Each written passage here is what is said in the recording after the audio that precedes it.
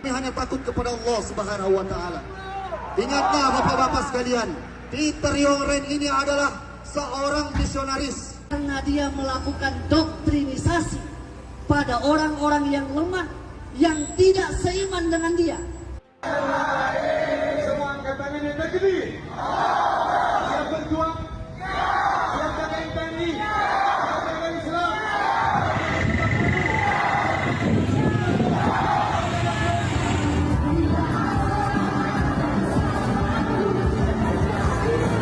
Tuhan Yesus tidak Yang protes tentang saya itu tulus juga. I'm sure they are following the conviction of their hearts. Saya yakin yang mereka ikuti adalah keyakinan hatinya. I don't see them as evil people. Tapi saya juga tidak menganggap mereka But I orang-orang think jahat. if they knew me, Tapi saya yakin kalau seandainya and mereka if I mengenal would saya, talk to them, kalau saya dikasih waktu untuk they bicara would look at it baik-baik, differently. mereka pasti bisa lihat dengan berbeda. Because they are thinking I'm a certain way. Karena mungkin mereka sudah punya konsep pemikiran tentang siapa But, saya. you heard me speak here tonight Tapi teman-teman yang hadir di sini sudah dengar saya bicara about langsung the friendship approach we have tentang pendekatan persahabatan yang kami and the lakukan mature approach.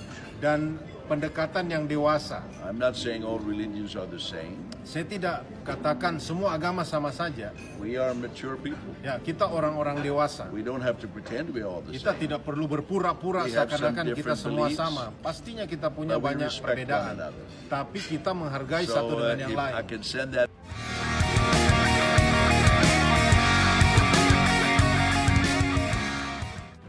Selamat sore, jumpa lagi dengan Pak Git.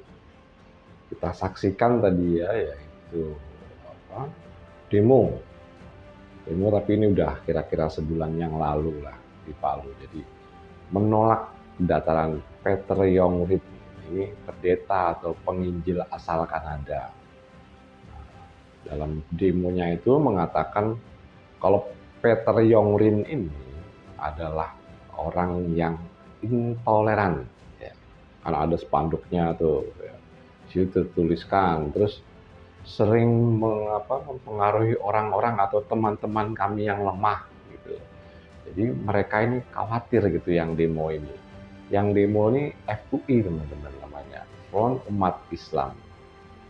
Dalam hal ini Pak Git itu tidak memihak pada siapapun, tapi Pak Git akan mencoba netral ya. Yang Pak Git lihat di sini adalah kenapa sih harus takut? Kalau tadi dia bilang itu misionaris gitu ya. Kenapa saya harus takut dengan misionaris kalau memang imanmu bagus gitu ya. Dan kalau Pak Git lihat juga ya biasa-biasa aja yang dilakukan itu ya seperti pendeta-pendeta pada umumnya lah. Yang memberi ceramah gitu ya. Kemudian memberi berkat lah istilahnya seperti itu. Kemudian ya di atas panggung nyanyi gitu. Yang ini adalah acara festival persahabatan di Palu. Ngapain juga gitu loh acara gini sampai heboh. Tapi kalau Pak Git lihat model Islamnya atau sektenya ini, mereka tuh membawa bendera yang kategori tanda petik khilafah, yaitu bendera hitam yang ada la ilaha illallahnya itu, dan kelihatan tuh yang pidato juga seperti celana-celana cingkrang gitu. Nah ini tentu saja ini bukan dari NU atau Muhammadiyah ormasnya. Ormasnya ini dari sekte lain lah selain NU dan Muhammadiyah. Yang menurut Pak Git juga orang-orangnya tuh di Indonesia nggak banyak gitu. Nggak seperti NU atau Muhammadiyah ya, istilahnya penguasa Indonesia ini sektenya disitulah ormasnya NU dan Muhammadiyah. Nah, orang-orang seperti ini mengapa menghasut seperti itu sih? Mengapa takut dengan misionaris? Kalau memang itu memang tugasnya dari Kristen sebagai misionaris ya biarin saja gitu. Yang penting kan tidak mengganggu, tidak memprovokasi hingga terjadi perpecahan terhadap umat. Yang pada waktu itu juga Peter Yongrin dia dalam wawancaranya juga sebetulnya pengen berbicara kepada mereka. Tapi menurut Pak Git kalau ditemukan ya tetap sulit. Orang-orang udah kalau mabok agama nih udah sulit ngasih taunya. Kalau ada mabok agama nih kalau nggak ini pokoknya tuh nggak bisa, harus pokoknya. Kalau ingat kata-kata pokoknya itu ingat-ingat apa kata-katanya Buya Sakur seperti itu.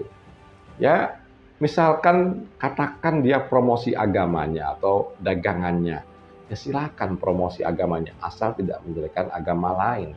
Dan Pak Giri lihat juga ini tidak menjelekkan agama lain, ya normal-normal saja. Kenapa hingga harus demo dan takut seperti itu? Dan ini bukti gitu. Kalau di Eropa, katakanlah di Eropa, di Amerika sana tuh ada Islamophobia. Nah, kalau di Indonesia ini mungkin istilahnya jadi Kristen phobia. Ini pun yang dikatakan Vatikan gitu. Ada tertulis di websitenya Departemen Agama. Pak Git ambil dari situ ya. Vatikan menyatakan selain Islamophobia, ada yang namanya Kristen phobia. Jadi prinsip dasarnya gini teman-teman. Pada suatu daerah atau suatu wilayah, katakan Eropa atau Amerika yang di sana banyakkan bukan Islam atau banyakkan non-Muslim di sana. Begitu ada Islam masuk di sana, nah ini terjadi perlawanan gitu. Artinya orang yang sudah mempunyai wilayah kekuasaan di sini, yang sudah lama memegang tradisi, nah ini takut tergeserkan mereka. Jadi kalau agama Islam masuk di Eropa sama Amerika gitu ya, di negara non-Muslim tersebut, nah ini ada istilah di situ yaitu Islamophobia. Nah ini demikian pun kalau di Indonesia, jadi tradisi yang sudah ada di sini itu adalah tradisi Islam. Jadi maunya menganggap semua itu beragama Islam. Jika ada suatu agama yang mau berkembang di sini, katakanlah Kristen ya di sini. Nah ini jadinya ya seperti itu, Kristen phobia.